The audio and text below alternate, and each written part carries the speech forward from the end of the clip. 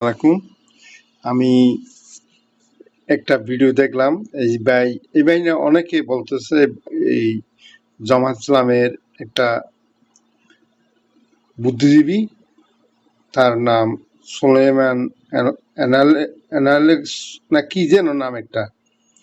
তো তিনি বলেছেন জামাত ইসলামের যে নেতা একটা বিধবা নারীকে বাচ্চা দিয়েছে।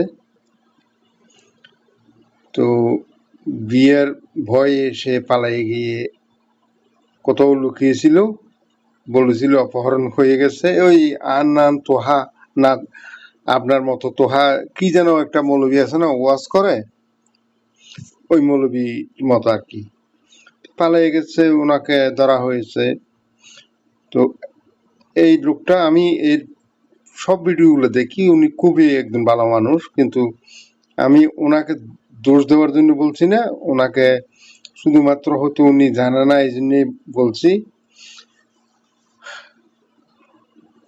নবীরা কারো বউর সাথে পছন্দ হলে বিয়ে করে ফেলতেন অন্যদের বউ, এরকম একটা কথা বলেছে ওই সুলাইমান অ্যানালিস। তারপরে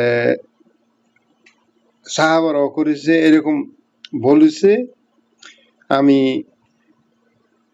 এই ভাইয়ের উদ্দেশ্যে ভিডিওটা, আমি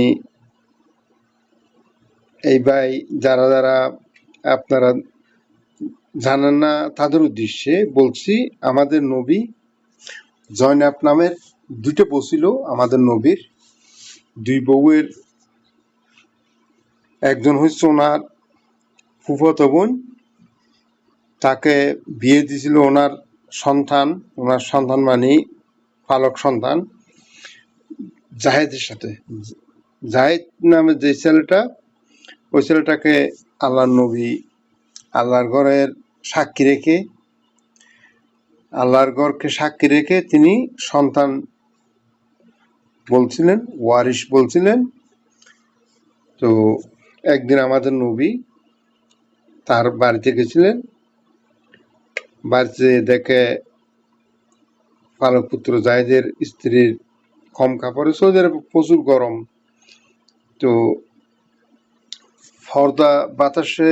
পর্দা সরে যাওয়াতে ওনার শরীর দেখছিল। তো ওই শরীর দেখাতে আমাদের নবী বলছিলেন আল্লাহ চাইলে মন ফিরিয়ে দিতে পারে। উনি বলছিলেন মাশা আল্লাহ, আল্লাহ চাইলে মন ফিরিয়ে দিতে পারে। ওই কথাটা বলে যখন চলে আসলেন, তো পালক পুত্র জাহেদ ছিল না বাড়িতে। উনি আসার পর ওনাকে ওনার স্ত্রী বলছিলেন আপনার বাপ এসেছিলেন, তো কিছু বলেছে মাশা আল্লাহ, আল্লাহ চাইলে মন ফিরিয়ে দিতে পারে। তো আমাদের নবীর ফালক সন্তান জাহেদ যাইয়া বলছিলেন আব্বা আপনি, আবুইয়া বলা হয় আরবিতে, আবুইয়া ইনতা হুব্বু জয়নাব তাই ফিনতে শির। তো আমাদের নবী বলছিলেন ঠিক আছে, তোমার বউ তুমি রেখে দাও, তোমার কাছে রাখো। তো তিনি যাইয়া তালাক দিচ্ছেন। এই স্ত্রীটা আমাদের নবী বিয়ে করেছিলেন। বিয়েটা কিন্তু এই পৃথিবীতে হয় নাই, আল্লাহ তাদের নেকা দিয়েছেন, বিয়ে দিয়েছেন আল্লাহ। এটার রেফারেন্স পাবেন কোথায়? রেফারেন্স সূরা আহজাব পৃষ্ঠা নম্বর 33, আয়াত নম্বর 37। এই 33 নম্বর পৃষ্ঠা কোরআনের আয়াত, সূরা আহজাব। আপনারা দেখবেন আমি যে বলছি আর ওই ছেলে যে বলছে এটা মিথ্যে না। আপনারা এটা যদি তর্জমা দেখেন, তসবির দেখেন, হাদিসে দেখতে পারেন। তো এগুলো দেখে ওই ছেলেটাকে গালি দিয়ে লাভ কি? ইসলামের একটা সত্য ঘটনা বলছে, আপনাদের সামনে কখনো আনা হয় নাই। আনলে আপনারা আজকে যে কথা বলছেন তার সাথে আর বেশি বলতেন আগে আনলে।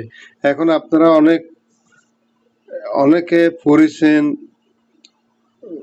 আবার অনেকে ওই যারা অনলাইনে কথা বলে তাদের মুখ থেকেও শুনেছেন। তো আমিও তাদের মুখ থেকে শুনেছি, নিজে আবার চেক করে দেখেছি, দেখি হ্যাঁ ঠিক আছে।